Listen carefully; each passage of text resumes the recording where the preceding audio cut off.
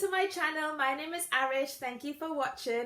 As always, don't forget to like, comment and share this video. So the topic we're looking at today is all about how to get promoted at work, if I can even speak. And I'm going to look at maybe 5 tips that will help you position yourself for the next step on the career ladder. And this video is probably going to be, or this topic rather, is probably going to be covered in 2 videos. And that's simply because there's a lot to get through. And I want to really break down that misconception that it's hard work that gets you promoted at work, because it's not. Employers, your boss, expects you to work hard because no one wants to pay for someone doing a mediocre job. It sounds harsh, but it's the truth, and I'm here to keep it real.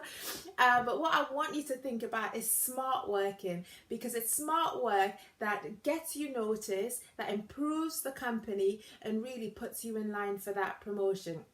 So let's get started with the first point, and that is get the picture. Now, in this instance, what you need to be doing is having conversations with your boss to understand what the vision is for the company or for the department, or what their goals are for this next quarter or next year, so that everything you do aligns with that and add values to the department, to the company, and really helps the company move towards that common goal. So the first thing is to get the picture.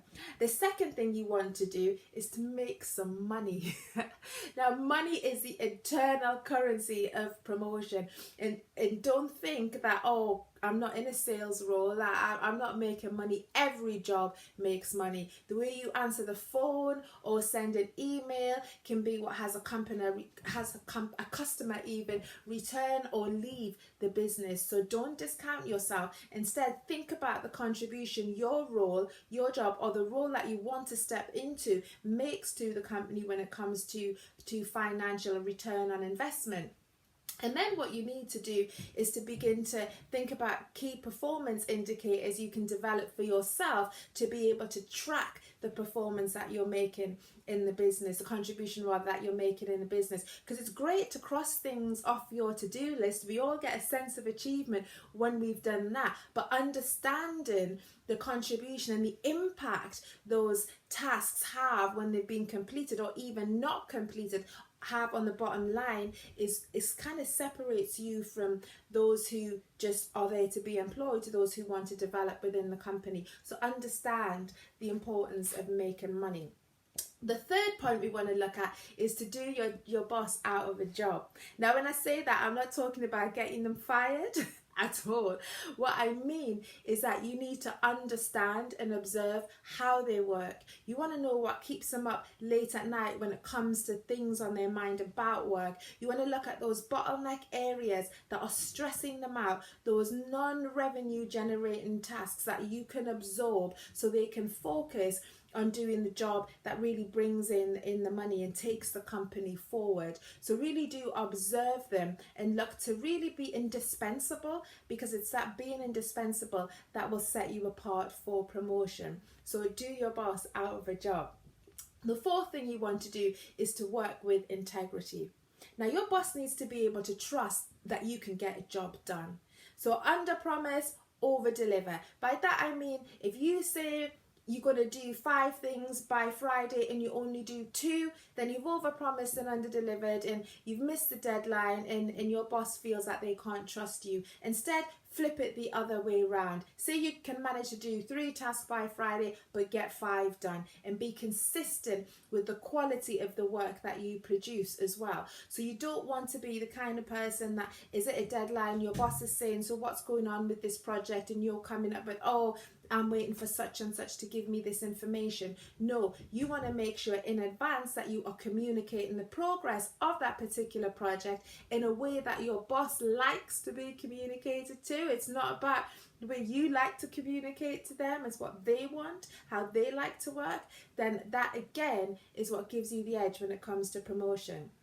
And the fifth thing you want to look at is to be solution focused. Nobody wants to hear about the problem.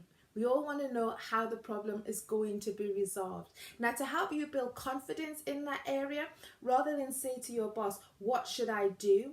Think about a solution first and say, I'm thinking about doing this. What do you think? because from that point you start to understand what the drivers are for them, and they may well then give you a little bit of guidance, more guidance, which again creates a bank of experience for you that you can take forward when it comes to solving another, whether it's a client related issue or an internal issue with a colleague. But ultimately you want to bring them solutions and not problems. So quickly from the top, you want to get the picture, understand the vision, make sure what you do aligns with that vision and pushes the company forward. Secondly, you want to make some money and understand that the financial impact that your job has on the company. The third thing, do your boss out of a job. Suck up on their behalf those non-revenue generating tasks, those things that you know you can do without stressing them out. The fourth thing is work with integrity. Sloppy work is more a reflection on you than it is your manager. So really step up your game to make sure that you're delivering top quality work.